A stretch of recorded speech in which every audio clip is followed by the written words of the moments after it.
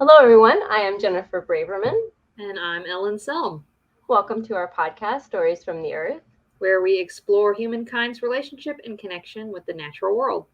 We would like to take a quick moment to invite our listeners to consider supporting us through a humble little donation. If you go to our Anchor page and click the support button, there are options to donate for $1, $5, or $10. The donations will go towards helping us with future projects, such as launching of our herbal educational curriculum we have dubbed the People's Herb School, as well as helping fund to take this road on the show and do some on-site reviews and interviews at herb farms, schools, and other interesting places relevant to our podcast. You can also leave us a review on Apple Podcasts.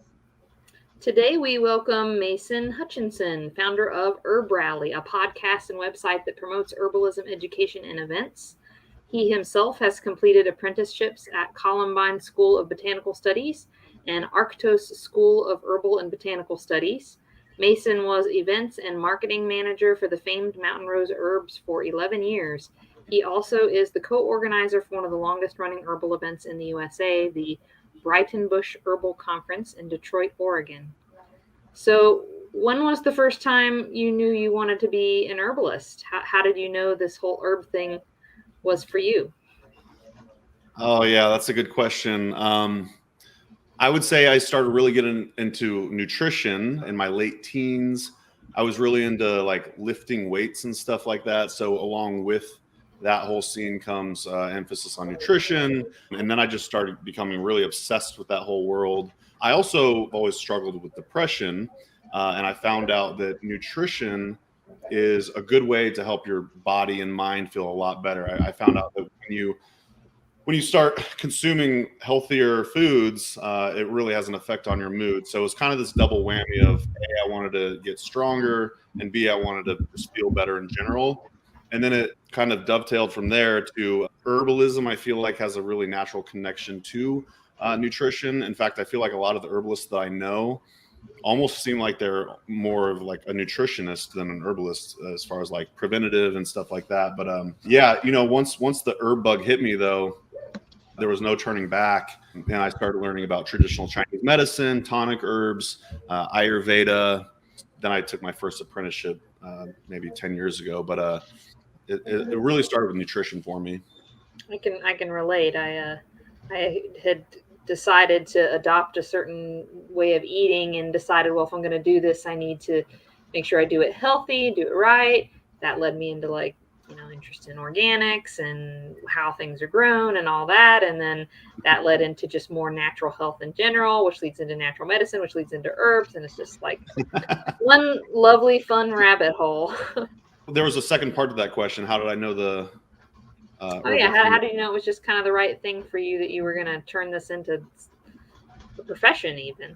Yeah, it's just one of those things where I feel like when you have something just constantly nagging at you, if you don't kind of follow your heart and soul, I kind of feel like that also leads to depression and stuff like that. So I really felt like it was calling me. Oh, I'm getting goosebumps right now as I talk about it.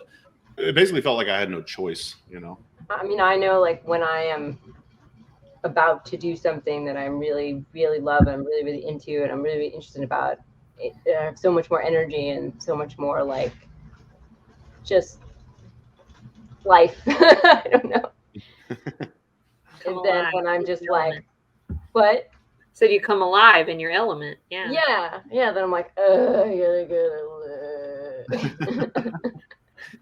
Yeah, totally. I think I don't know. I want to say I think I have one of those personalities, but maybe everybody does. It's just fun to kind of follow the breadcrumbs and then just see where it goes. Like these ideas just constantly hit my head, and they just annoy me until I kind of pursue it. So when I first got into herbalism, I was actually a dietitian aide at the hospital. I thought I was going to be a dietitian. I had this naive idea that I was going to be I was going to change the way that the hospital system feeds patients and stuff like that. I.e., no more green Jello. Yeah. Yes. It sounds like Red Jello, maybe that's better. Yeah, more antioxidants, perhaps. Yeah, exactly. I was a dietitian aide, and then Mountain Rose Herbs was in Pleasant Hill, Oregon, and then they They moved to Eugene, and that's right when I was really becoming gung-ho about herbalism. I was like, you know what? I'm going to rethink my whole life. I'm just going to go see if I could get a job there, because I was living in Eugene. That's where I'm from. And sure enough, I got a job there. And then I saw a pamphlet for an herb school in the lunchroom. And then I'm like, oh yeah, this is definitely what I'm doing. So it just kind of kept going that way. You were literally able to follow the breadcrumbs. I really did, yeah. Led you to the next, yeah. Yeah. Yeah, that's awesome. Yeah. So you saw the pamphlet for the herb school. So that really leads us into the next question, as what was your herbal education like? And tell us about the places and people you've studied with and apprenticed with. Yeah, and I don't want to leave out KP Khalsa. Before I took the Columbine School of Botanical Studies, I was just kind of dipping my toe in the herbal world. And it might have been around the same time I started listening to a lot of Herb Mentor Radio, which is one of the earliest herbal podcasts that I could remember. And I just devoured that content, which was super fun because I felt like I got to know a lot of the herbalists, just like their ticks and their specialties and stuff like that. But I ended up taking maybe like a 3-month course through Lane Community College in Eugene with KP Khalsa. And he would just go in depth on Ayurveda and traditional Chinese medicine. Fast forward, once I got a job at Mountain Rose Herbs, I saw a pamphlet for the Columbine School of Botanical Studies. And I was so into like adaptogens and stuff at the time. And I remember during my interview with Howie and Steven, I was like, are you going to teach about adaptogens, And they're like, yeah, sure. Like I did not know what I was about to get myself into.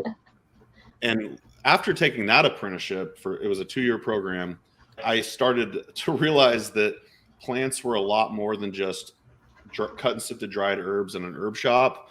I started to really develop relationships with plants in their natural environment. And that was just incredible, because the Columbine School of Botanical Studies, they almost don't promote it as like any sort of woo-woo or spiritual experience. It's very botany heavy and traditional Western herbalism.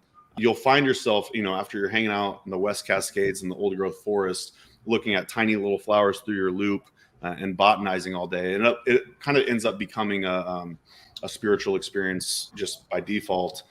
So yeah, I took that 2-year apprenticeship.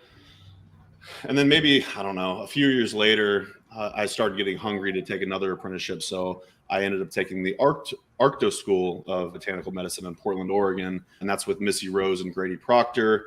I know Missy was a student of Michael Moore. Grady also took the Columbine's school. So there's kind of some similar elements between Columbine's and Arcto School. I feel like Arctos might have had a little more medicine making, and I took that for about a year. Being in the region we're in, there's always seems to be something plant and herbal related going on, and there's several schools, both online and in person, for if not herbalism, then foraging, et cetera, et cetera. It's just nature of Appalachia, but it sounds like some of the stuff that you got to get involved in is, I don't know, almost like a little more detailed somehow. I mean, a 2-year program, that's pretty awesome. And the fact that the community college had even something along those lines is like, wow, okay, North Carolina, step it up a little. So are you in Asheville? Is that right? Yeah, just in the area. Mm-hmm. Yeah, I mean, I always think of Eugene, Oregon as like this herbalist hub, but I really think of Asheville as that way as well. So I'm kind of jealous of y'all too. So there's so many amazing teachers in your area. Yeah. You'll have to come. And everybody's releasing books now. I guess they had lots of time on their hands with COVID. So yes, there's one. Yeah. I know Corey Pineshane just came out with a book, and he's in your area too. I don't have a copy of that one yet, but yeah, I've actually been to Asheville a couple times. It's an event called the Mother Earth News Fair. Yeah. Have you heard of that? Yeah, you came all the way here for that? They didn't have one out your way? They do, actually. They had one in Oregon and Washington, which I've also been to, but that was part of the nature of my job with Mountain Rose Herbs. They'd send me all over to those events. Okay. Yeah, it was super cool. And both times I went to Asheville, I was just, I was totally in love with it. And I keep telling Amanda that we got to head that way soon. So I'm very excited. We'll be a little closer in Wisconsin. Yeah. Yeah. I bet I could get there in 10 hours, maybe. I don't know. No, I'm really excited to go back to North Carolina. Yeah, maybe that might be a stretch. Yeah. And I guess you probably learned a lot, even just on the job working for somewhere like Mountain Rose for so long. Yeah, that was definitely one of the perks of my job. Is I was basically their events person for about a decade, and I went to places like Mother Earth News Fair and trade shows and stuff. But then I'd go to herb conferences, so I was able to take just a ton of classes at these various herb conferences all over the country and stuff. Yeah. I mean, Florida, New England, Asheville, Michigan, just off the top of my head. Yeah. What's been some of your favorite areas of study and why? I mean, obviously you said the adaptogens were kind of a gateway until your eyes got open to so much broader things. But has there been certain elements that are just like, ooh, I just love that part. I just can't help but talk about that part. Not much has changed. I actually still feel like I'm really into the nutrition realm. Like, I really just like the nourishing gentle herbs. That's mostly how I use herbalism in my daily life. But I would say nutrition, culinary. I love cooking. I like to cook a lot. That's why this whole moving process has been a weird limbo, because I feel like all of our kitchen stuff is packed. So I'm like, what do I do? And then other than that, I love just going on plant walks. Like, going on plant walks is definitely my favorite thing to do. But yeah, as far as areas of study, I think maybe that's why I never really considered doing herbalism as a profession, because I don't think I'm wired that way particularly, but I just really like the whole nutrition and culinary aspect. You know what I mean? So I think that's important too, because I've been in the natural products world now for 15, 16 years, and I've watched over this period of time as, there's people who would walk into a Whole Foods and look at herbs that wouldn't have done it 10 years ago, which is great. Like, the accessibility, the interest, people are trying their best to self-educate or learn from knowledgeable people if they're lucky enough to run into one. But it's also going with a compartmentalization mindset that we tend to have, with whether that's Western medicine's doing, I don't know, but like this thing is going to fix this thing, and you take this many for this many days, and it's like, but what if you could just sprinkle your herbs and everything? I mean, it used to be this was just food. I mean, yeah, it was medicine, but it was food, and to kind of retrain that mindset, I think is really important. So the more ways you can find to make a bitter root be tasty enough to get somebody to incorporate it on a daily basis, you're doing everybody a favor. Yeah, that's a good point. And I have the blessing of liking really strange foods. So yeah, the more bitter, the better, or the more weird, the better. So I just love consuming just the weird random plants and learning about different cultures and how they use it in their culinary. And then I also like forcing my family as well to take it, What's family for? Yeah.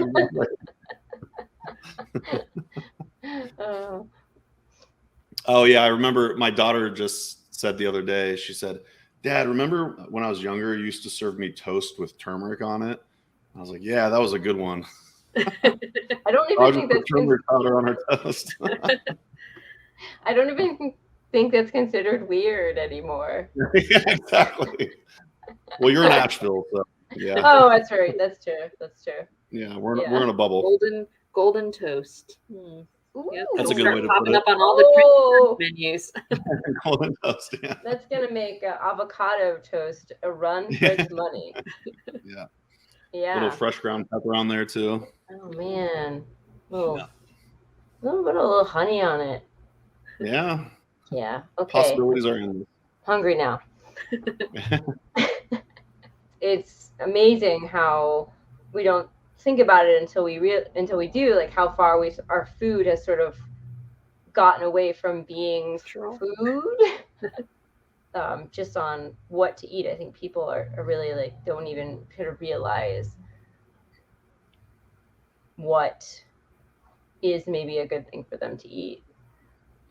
Yeah, and that's where I kind of feel blessed in a way, as far as with my struggles with mental health and stuff like that. I feel like it was kind of a blessing in a way where I'm like, oh, I'm going to put a lot of emphasis on what I eat.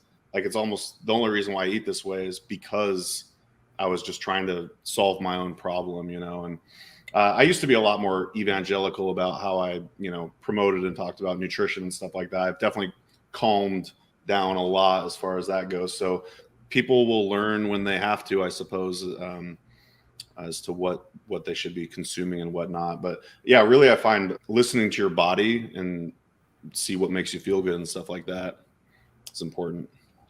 Yeah, definitely. And Yeah. I know, like, from my own health story, like, it really definitely food was a large component, and I've heard that from other people too. So it's definitely like this food medicine connection is really a thing.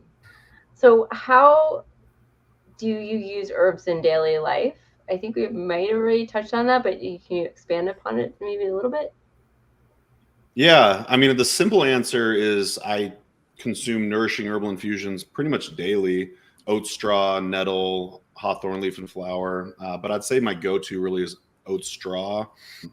I just feel like it really grounds me, and I feel super nourished after consuming it.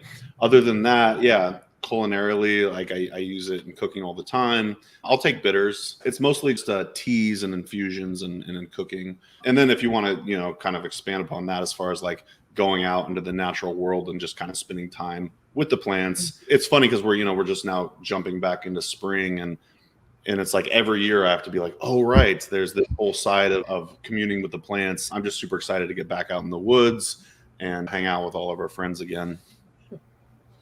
Yeah, it's like the trees don't have leaves and suddenly they have leaves. And it's just like, wait, what happened? We were in winter, now we're not. And everything's like in bloom. And you're like, what? Oh.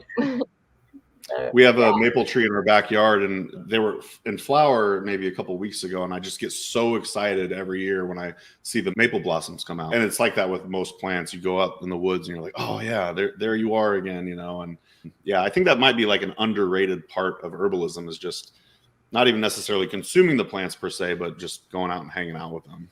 Yeah. It's like, welcome back, old friend. Yes. I've missed you. Speaking my language. There's these big trees, I think they're maple trees, at work that they have a little deck built around them, and there's a picnic table, and I sit under them and eat lunch as much as I can, like all weather, as any excuse.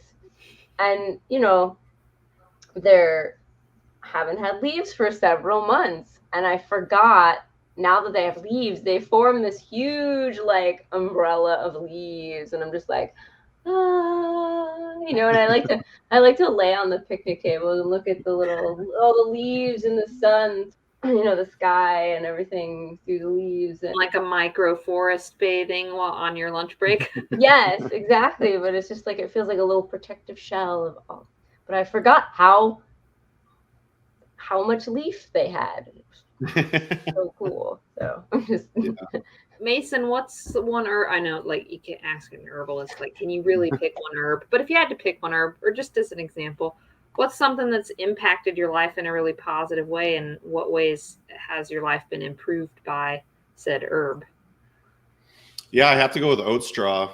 I was just on Rosalie's podcast, and in preparation for it, she asked you about like an herb, and I'm like, I have to go with oat straw, or oats in general. So leading up to that, for 30 straight days, I took oat straw infusion every day, oat top extract every day. I ate oatmeal every day. Do you know the herbalist Robin Rose Bennett? She has this oat meditation. So I did the oat meditation every day also. So it's essentially, you're doing a meditation, but you're basically pretending to be the oat plant. It's pretty cool. It's in her book, The Gift of Healing Herbs. Yeah, it's really helped me out as far as just, I notice after I drink a quart of oat straw infusion, it just makes me feel so grounded and so at peace. Now, granted, within that 30 days that I have some relapses, and as far as like mental health stuff goes, yes, for sure. But at the same token, I'll notice that if I'm off of some sort of a nourishing herbal infusion, I'll really feel it. Definitely the oat plant has been a super good ally. Doing that 30-day challenge, if you will, I actually introduced oat top extract really for the first time. Working at Mountain Rose Herbs, I had access to a lot of tinctures, and I would take oat top extract on occasion, but I took it for the past 30 days, and it was also, I think, extremely beneficial for my nervous system. So it's cool to introduce that other part of the plant into my regimen. Oat is something that I have past couple months have introduced into my herbal, I guess, regimen, and the tincture I do just for time and everything else. But it's definitely very grounding, and I'm out of it now, and I'm like, it's great because some of the other nervines also are kind of relax you by sort of making you sleepy. And the oat, I feel like it grounds, but yet it also does a little uplifting, and it's very gentle. So I hear you. I love oat. Feels like, and I mean, yeah, I guess it could be cliche because you think of a nice warm bowl of oatmeal, but in general, the plant, the way it smells and everything, just it's cozy. It warms your heart, and totally, yeah. I'll even make like a savory oatmeal. Like I'll cook with broth and and I'm trying to promote this idea of it doesn't have to have sweet ingredients like fruits and nuts and honey and stuff like that. Like it's fun to experiment, and like we did a broth miso oatmeal recipe recently, and so I highly encourage trying it in a savory form. If you as a listener or someone has never tried a strong nourishing herbal infusion of an oat straw, I definitely recommend giving it a try and trying it for numerous days in a row, and just taking a look at your mood and seeing if it's helping at all. I believe there's a constituent called avenin in it, which closely resembles gluten. So perhaps it could be harmful if you have celiac. If you don't have any worries about that, it's definitely worth giving it a try. There are many ways to be an herbalist. What is your idea of who an herbalist is and what an herbalist does? I guess the simple answer for me would be just if you're using herbs intentionally for your own health and for your family's health. We actually asked this question for our Ask an Herbalist series as well. And it's been fun to hear the different answers that herbalists give.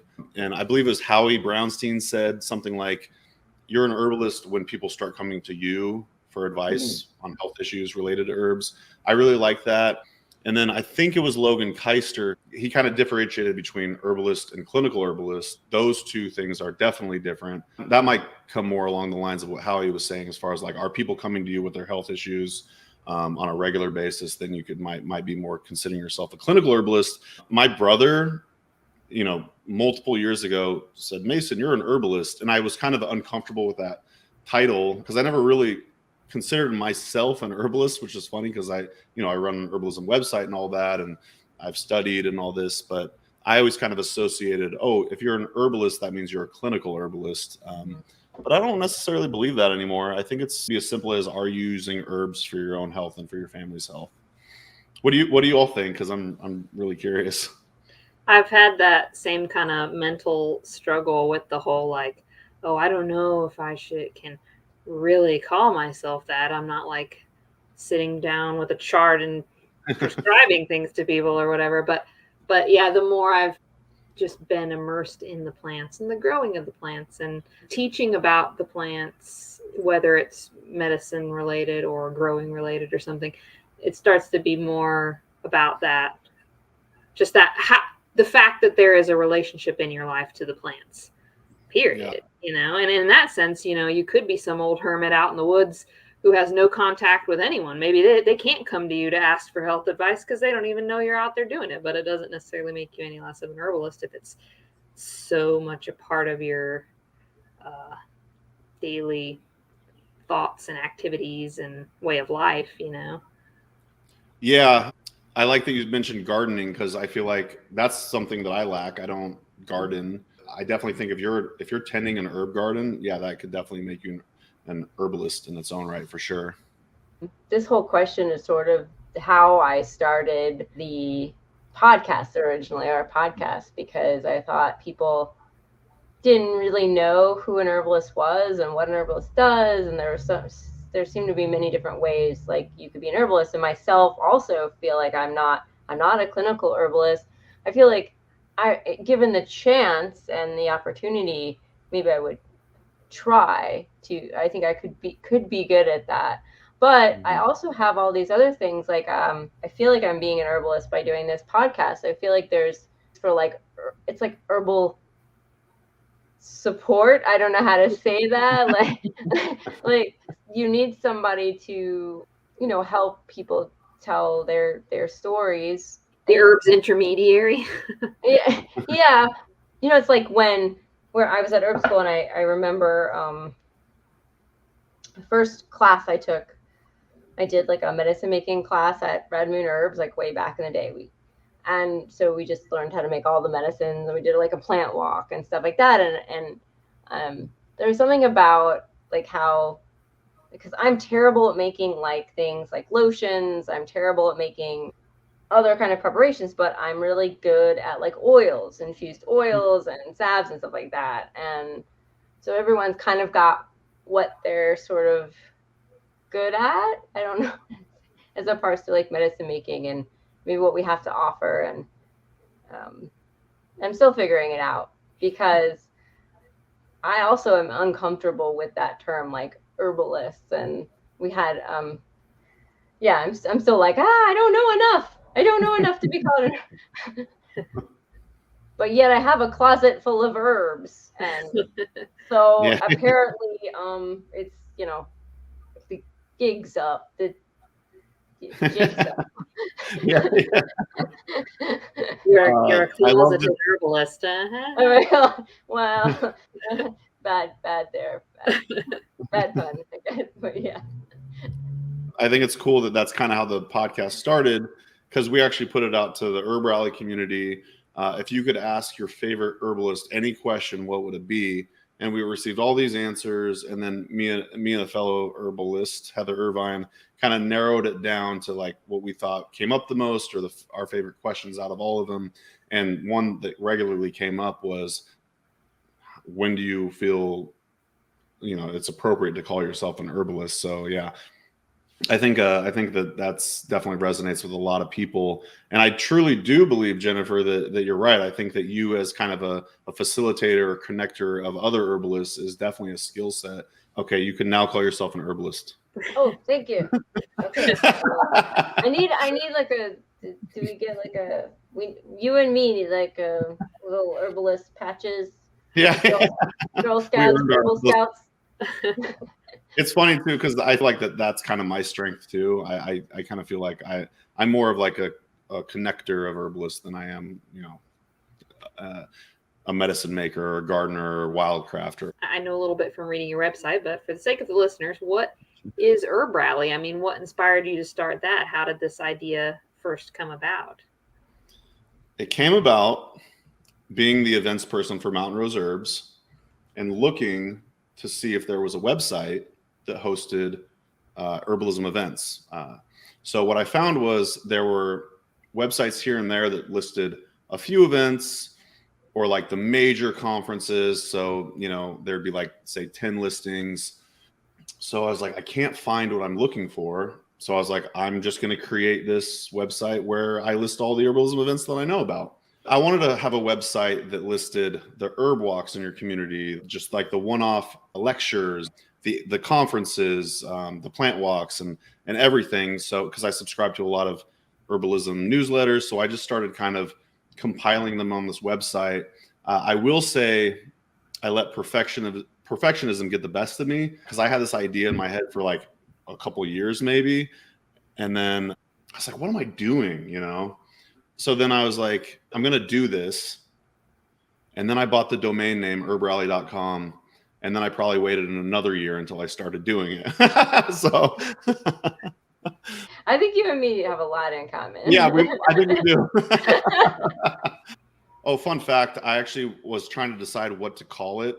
And herbalismevents.com was one of the ideas I had. And I was like, that just does not roll off the tongue very well. And then I'm kind of pigeonholed to that one thing. So HerbRally it kind of just, came to my mind one day. I finally decided not to let perfectionism get the best of me. And then I just bought a Squarespace website, which was super simple. And I started listing all these events. And then I started listing them by state. And then I believe monographs might have been the second thing that came along. And then it was kind of like, okay, now I know what direction I'm heading in. I kind of want to just create this hub of herbal information. And so, yeah, then it was events, monographs. Over the course of time, I added a podcast and probably some other stuff too. But those were like the three things that I was really focused on. And now you've got even your own offerings tied into it too, right? I mean, you went from just listing the goings on in areas to adding your own goings on. Yeah. I mean, just recently we created like a membership website and a YouTube channel. Yeah. So it just keeps kind of expanding from there. The goal is just to keep growing every one of those segments. We definitely have over 100 events listed. So I just want to always keep that robust. And I want it to be where someone could go to the website and find something happening around them. And if not, the virtual events page is actually newer too since COVID.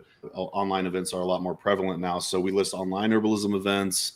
And prior to beginning this recording, we were talking, and I realized as I'm looking at the questions, we don't actually have anything this specific, so I'll add it in. You essentially folded out, rounded out your career with Mountain Rose Herbs after 11 years because HerbRally's taken on such a life of its own. Is that my understanding? Like, you've been able to transition to like HerbRally is the full-time job now, basically? Exactly. And that was kind of my goal, was to eventually do that. I set the goal of doing HerbRally for 10 years and then be able to make the transition. And I would say it was kind of close to 7 years. So I definitely always recommend to people, if they're trying to like start a side hustle, if you will, to just set a really long goal. So you never feel rushed and you never feel let down, and you give yourself time to grow and learn and build. And I'm really glad I did that, because 10 years felt so long. I never felt rushed to do anything dumb. And then you have your day job supporting you. So there's no like fear of failing or anything like that, And I really treated HerbRally as kind of like a hobby, which it still is. I still love doing it. It's still super fun. That can keep it more a healthy relationship with what you're doing. I really appreciate that advice, because I know both Jennifer and I are guilty sometimes of being like, I'm not doing enough. Chop, chop, chop. I mean, yes, I'm taking notes. I feel like so much in our society is like, rush, rush, rush, go, go, go, fast, fast, fast. And this idea of taking things slow, I really like. The only thing that I think drives me is because of my current job isn't as fabulous as your ex job was, and I struggle with that, and it's hard. It's a little hard for me to be as patient, but I take heart that things will happen. But I love that idea, and it is very inspiring, and I think a lot of people may find it comforting, because I know that there are a lot of people in that boat. One person today at work told me he put in his notice because he was like, I have to follow my heart. Yeah. And I was like, here you go, man. But I need that paycheck right now, so I gotta follow my heart and pay the bills. Right? Yeah. And that's a really good point you bring up. I did have a job that was very similar to what I was doing with HerbRally, in the sense that I was hanging out with the herbal community. Like it was perfect in that regard. So I have a lot of empathy for you, and feeling a little more rushed, perhaps because of maybe, I don't know. Is the company going to listen to this podcast? I don't know, but I mean, it's not a bad job. It's not a bad job by far. It's just not my passion, and I've been wanting, I've been sort of. It's like nobody goes, you know what? When I grow up, I want to work in a warehouse. Right. So the job is fine. I can listen to my headphones while I work, and it's just kind of like, and it's kind of chill. We just go around, and not as fun as playing with herbs. Not as fun as playing with herbs. And I'm like, okay, I've waited a really long time. I really found this herbal thing when I was like 28, and I'm 44. So it's taken me a really long time to sort of, I guess, get where I think my heart wants to be. But also, like, I feel like I had to wait for it's complicated, but I feel like I had to wait for like me to be, maybe I wasn't ready, maybe like, I hadn't met Ellen yet. Some things weren't like there. And I still think it's a good idea to set a long-term goal. Yeah. But then I also want to applaud you. You actually started something. A lot of people will just sit on it forever. And I don't know how many episodes you've done so far, but I have seen the YouTube channel, and there's a lot you're of number stuff 41. Wow. That's, Yeah. that's, I don't know if you know this, but I've heard some stats thrown around, but a lot of people start podcasts and then they quit after the 7th episode. So you're already like probably in the top 1% as far as people that continue on. So that's impressive in its own right. But yeah, just keep going for it. Hey. That's a perfect segue into your next question there. Oh, yes. Well, one more thing.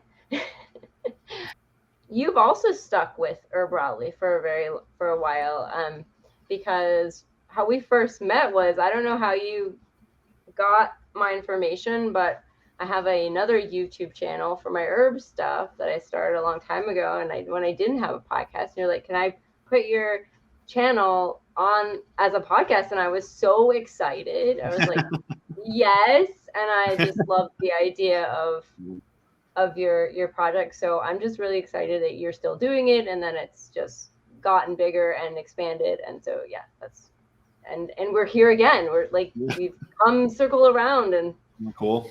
So I know I personally struggled and have struggled in the past with the business side of running a creative herbal endeavor.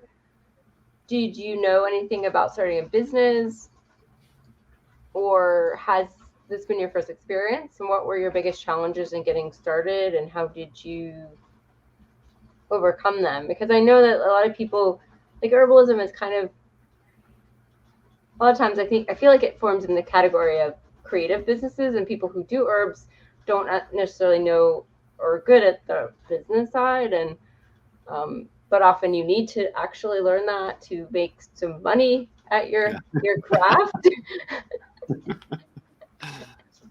I totally know where you're coming from on this, and I was actually really excited to talk about this one. Yeah, I would say for the longest time, I think it was like a lack of confidence in myself.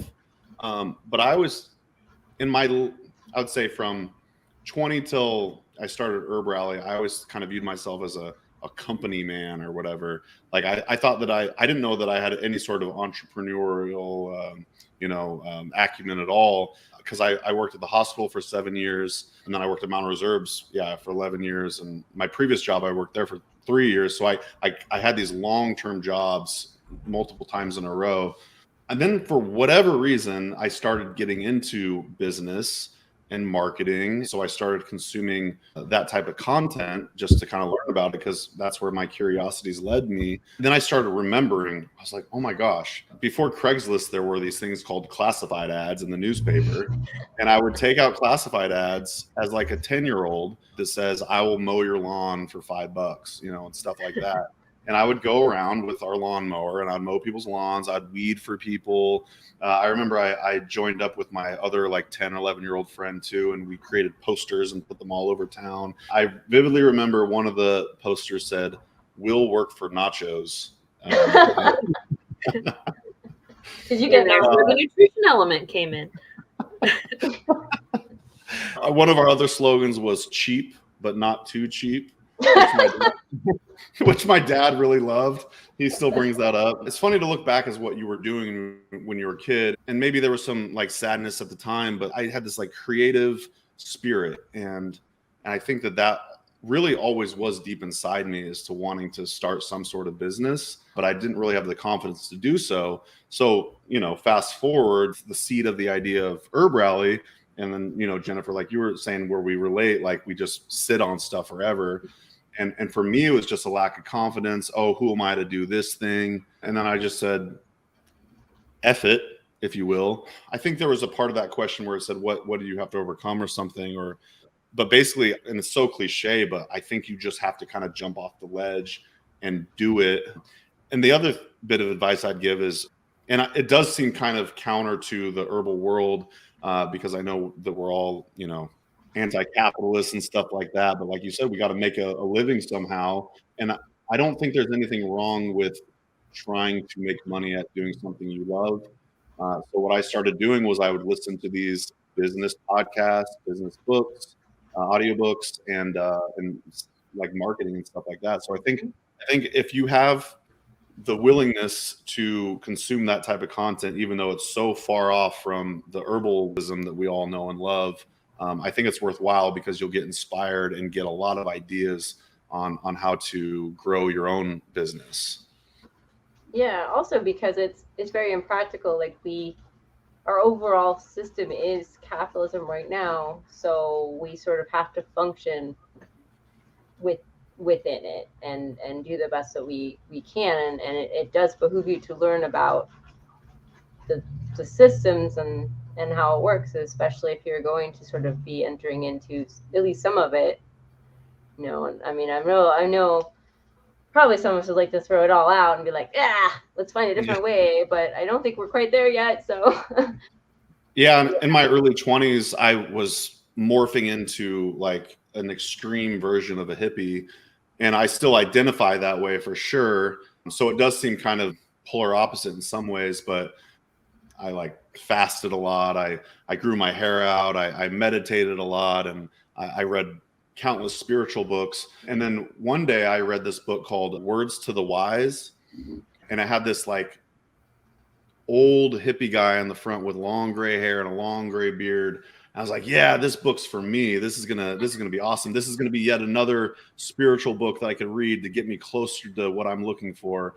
And then lo and behold, it had almost the opposite effect on me. Kind of woke me up to the idea that you could consume spiritual content all day and have all these practices and stuff, but at the end of the day, if you're not actually helping evolve the world to be a better place, you're not really doing much. And I'm glad that I had that phase where I, really went within and learned a lot about spirituality and myself and stuff like that. But really, I was probably just digging myself deeper into like a depressive state because I wasn't actually following my heart or had clarity on what I was trying to accomplish. So I don't think anything wrong with it. I think that, like you said, we got to operate within the confines of the system that we're living in. And if you do it in the best way that you can, I think it's smart to learn about some business stuff. Sounds like you had your own, I'll say this because since you read so many different spiritual things, you might know what I'm referencing. You had your own sort of ox herder parable experience. Are you familiar with that? I'm Zen not. Story? Okay, so it's like a really, really old Zen parable where it's like the ox herd is out with his ox. He loses his ox. He can't find his ox. He looks everywhere for his ox. Then he finds the ox and he leads the ox he rides the ox home, and then he returns to the marketplace. But it's essentially supposed to be like an allegory for you're trying to find nirvana, the wisdom, whatever. You're out searching, you're searching. Oh, you find it. Oh, you can ride it home. But the story doesn't end there. You have to go back to the marketplace. You have to take what you learned and put it back into something that's applicable, because otherwise it's like, what did I just do all this for? Yeah. So that was something that I read in my 20s, and I'm like, take it back to the world. So you had your own experience of that. Yeah. And I think, Jennifer, you said something earlier about like being a hermit or something like that. And I really thought that that's what I was going to be. I thought, was that Ellen that said that? Oh, okay. Yeah. Thank you. I thought that I was going to be crossing my legs in some cave and just fasting all the time and praying and stuff like that, which is cool, but it wasn't right for me. And I knew that it wasn't going to lead anywhere. So yeah, it feels good to actually be doing something that I feel is beneficial to humanity. And that's a cool parable, Ellen. I've never heard that before. Well, this is a total shift in the questions, but on your website bio, it mentions, I'll say in quotes, it says, you are an enthusiast of the art of frugal nutrition. And there's a link there on the main page that's titled Frugal Nutrition. And I read that link. I didn't know if this was something you kind of coined, if you were like developing, if you jumped on board with and are promoting. What is it? How do you define it? And how is that so much part of your life? Because I think the concept of it is really cool, and you're scratching at the surface of something that I don't think most people stop to think about. That is so cool to hear you put it that way. And I'd say, did I coin it? Yes, with the caveat that someone already owns the domain frugalnutrition.com. Rats. So So someone else also thought of that as well, which I thought was really cool, but also was a bummer for me because I couldn't get the domain. So Mountain Rose Herbs wants you to write a bio, right, about yourself. So when you write blog posts and stuff like that, and I really love this concept of eating nutritiously, but if you don't have much money, how can you do that on a budget? And I've always really loved this idea because I feel like there's this this thought that if you want to eat healthy, it has to be expensive, buy all the best organic ingredients and stuff like that. And I don't think that's actually true. So in my bio, I just kind of said the art of frugal nutrition because I thought it sounded good. And so when we were trying to come up with the idea for the name of this course, we were like, what should we call it? Because frugal nutrition's already taken. And then I realized, oh, my bio says the art of, so we'll just tack that on there and call it the art of frugal nutrition. The idea behind the course, well, first of all, it's sliding scale.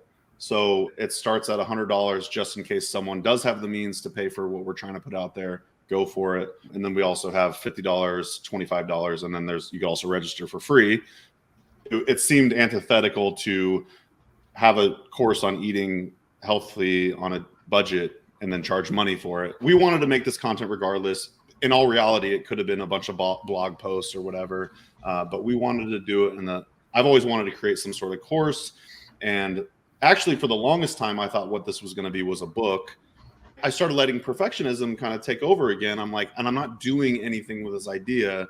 So then I was like, oh, wait, we realized Amanda and I, we could just, make videos, produce PDFs and this kind of thing. And so, so sliding scale. The other thing is we want to call this ever expanding, meaning every quarter or so we'll come out with a new module. So currently we have bone broth, dumpster diving, and fermentation. I think that those are all kind of pillars in a way of eating healthy on a budget. And I have so many ideas for this course. And I'm just super excited to just keep expanding on it every few months or so. Yeah, I agree the book's going to write itself. Yeah, exactly. With lots of guest authors. I don't teach any of the modules. I'm going to do a module on nourishing herbal infusions. Because again, if you buy a 5-pound bag of oat straw from an herb company, that could last you a long time and you get a lot of minerals and nutrition out of that. And it's super cheap. It's a course you're offering. And it's literally about how to eat healthy in a way that doesn't break the bank. Okay. Exactly. Exactly what it sounds like. You summed it up much better than I did. I was just thinking about who do you envision this course to help the most? Like when you think about the person that's going to be like watching this and like being helped by it, who do you see? Like what type of That's a good question. I mean, I guess I picture the single parent who has to work full time and it's hard for them to make ends meet. They have an interest in nutrition. They have an interest in feeding their family healthy foods. They're not really sure how to do it. I do feel like the art of frugal nutrition is kind of, all the modules so far are somewhat out of the box. I would say, fermentation is becoming more and more popular, but I don't think people realize how easy it is. And you go to say a Whole Foods or some natural food store, and you see like a jar of sauerkraut for like $12, and really, you could just get a couple heads of cabbage, and it couldn't be easier to make. And I know that there's a lot of content on the internet already that explains how to do that, and that's great. People should just go watch that. But what I really want to do is kind of demystify a lot of the why, the how, and then just inspire the people to take matters into their own hands and create these things. The dumpster diving, definitely out of the box. So my friend Giuseppe Spadafora, he's the free tea guy. You should look him up. He's amazing. Yeah, so he came to town and he spent a couple days with us, and we literally recorded, I don't know how long the actual module is. It's probably over an hour, but he talks about the why, the safety, the dangers, and then we actually go out and do a live demo of us literally dumpster diving and showing how it's done and what you can get. You can get a lot of great organic produce and stuff like that. And it's extremely countercultural and probably even frowned upon. If there was someone who wants to get a lot of free organic produce in what I would consider an ethical way, this is a way to do it. And then you could get creative with like, taking that from the dumpster and being safe with it, and then converting it into, say, a fermented food of some sort. And the bone broth, again, is like probably not that.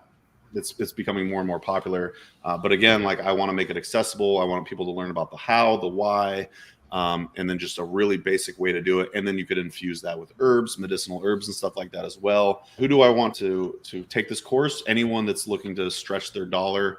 And yeah, there's, like I said, there's this ideas galore as far as the different modules that we want to do. Might be one you've already considered then. Yeah, please. But if not, I would say following along those lines, say target audience is single parent, strapped not just for cash, they're usually going to be strapped for time too. And I think that this is again sort of that weird juxtaposition of the natural counterculture life, the ideal maybe for many, in the face of the monstrosity of the culture that we live in, trying to blend those. And you're in a position to sort of help bridge that gap where frugal isn't just necessarily, in this case, financial. It might even be like, a time budget, right? So it's like sauerkraut. Okay, it doesn't take too long to shred a cabbage, but then you're waiting, weeks for it to get to where you're going to be eating it as sauerkraut, etc.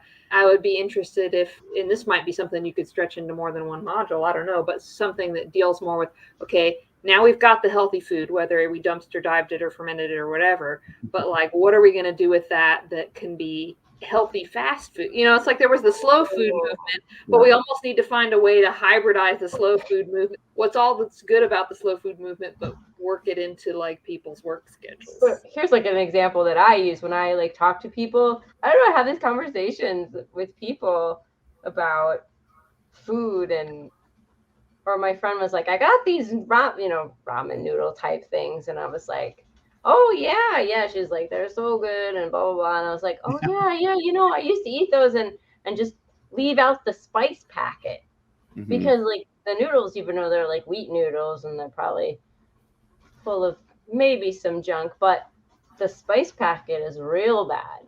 Yeah. So like, even if you had to eat the ramen, the spice packet, but you could put eggs and you could put veggies in it. So I think that's sort of what Ellen was going for, right? But not quite. I mean, that's one way it would manifest. But I was just thinking too, in terms of your love of cooking and experimenting with different things and incorporating herbs, if there would be some way to be like, okay, and here's ways that you also do that quickly, but still maintain the nutritional content on a budget component. I don't know. Along those lines, I kind of like the idea of educating people that they can make initial upfront investments in maybe like a freezer for extra freezer space, or learning how to can. Yeah, it does seem like an upfront ridiculous cost maybe at first, but then over time it might be able to pay for itself. So no, I love that. And I don't know if I have considered adding like the quick nutrition module, but I'm going to marinate on that. So thanks. I mean, even in our area, I mean, canning, everyone knows canning. And I think that even if like they don't can, their grandma cans, or their, like somebody cans in their family that they're familiar with it. So I don't know about all areas, but definitely here in the South, it's for sure not too much of a stretch. It's people would be familiar with it. And you just get some jars basically. And what inspires you most about the natural world? Yeah, I feel like I took way too long to mold this one over, but really it's in our hectic day-to-day lives, especially in the wintertime when it's hard to get outside. I noticed that myself, I start to get like this anxiety and this stress, and I'm always behind a computer, and I go for a lot of walks, but usually just in town. I notice when I get out into nature, even if it's just like a park in town, it is like this instant relief of stress, and it's amazing. It's magical. And I would say the thing that inspires me the most about the natural world is just ability to calm you. I know there's probably lots of words for what's happening with that, but yeah, I would just say being in the woods, at least here in the Pacific Northwest, it's my favorite environment. Is the West Cascades. There's just like this sense of relaxation that you get. Well, you sort of, I guess, more or less answered the next question, but if you want to elaborate further, can you tell us some of your favorite ways that you connect, find peace, and stay grounded in your everyday life? You're right. That does dovetail nicely. And I would say it's nice to have my teacher, Howie, calls it a power spot.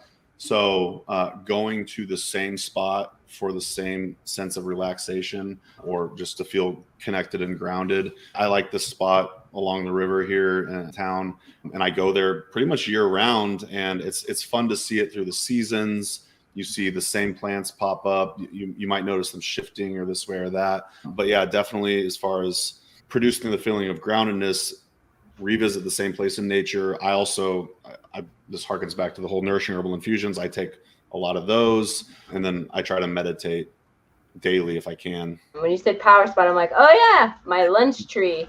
Yeah, there we go. All right, we love to ask this question because we love books and we love herbal books. We just love books. What are some of your favorite books that you recommend pertaining to herbs, medicine making, foraging, etc.? Also, if there's a business book too, since we chatted about that. Oh man. As far as herbalism books go, like you, I'm moving. So they're all packed up right now. That said, I love Rosalie de la Foyer's books. Maria Noel Groves has a great book called Body in the Balance. And I pulled this up earlier. I just got this. I'm super excited for The Healing Garden by Juliet Blankespoor. I've been flipping through it, and yeah, just tons of amazing recipes, and just with her, it's always like beautiful pictures and stuff like that. You got the medicinal properties in there, and I highly, highly, highly, highly recommend that. And we just did a visit with Christina Dinas. Do you know of her? So No. she's a great herbalist in the Arcata, California area. And look at this book. Oh, wow. I am impressed by a big book. Yeah, Nice. so this is called The Essential Guide to Western Botanical Medicine. And I believe she said that it took her around 20 years to write, which is just amazing. So along with that question, when do you get to call yourself an herbalist? We also asked herbalists, what are your favorite books? You know, we visited with two herbalists in Portland a couple months back, Dr. Orna Isaacson and Paul Bergner, and they both just ranted and raved about this book. Paul probably talked about this book for 10 minutes straight.